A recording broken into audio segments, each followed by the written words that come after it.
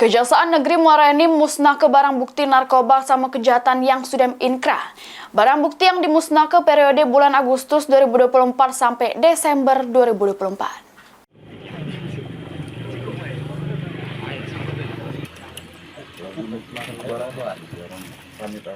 Kejaksaan Negeri Muara Enim memusnahkan barang bukti narkoba sama kejahatan yang sudah inkrah atau sudah punya kekuatan hukum tetap periode bulan Agustus sampai Desember 2024. Kepala Kejaksaan Negeri Muara Enim, Rudi Iskandar jelaskan, pemusnahan barang bukti ini merupakan bentuk komitmen Kejari juru menangani perkara pidana, terutama untuk perkara narkoba, meski perkara narkoba yang dimusnahkan masih sama pecah tahun sebelumnya. Barang bukti yang dimusnahkan dari 151 perkara terdiri dari 58 perkara narkoba serta 93 tindak pidana umum lainnya yang sudah ditangani tim Kejari Muara Enim. Di bulan Agustus sampai dengan sekarang yang kita musnahkan terdiri dari narkotika sebanyak 58 perkara, terus tindak pidana umum lainnya sebanyak 93 perkara. Karena korbannya kami nilai 15.000 jiwa. Dari 151 perkara tersebut, dengan rincian sabu-sabu seberat 184,21 gram, ganja 29,95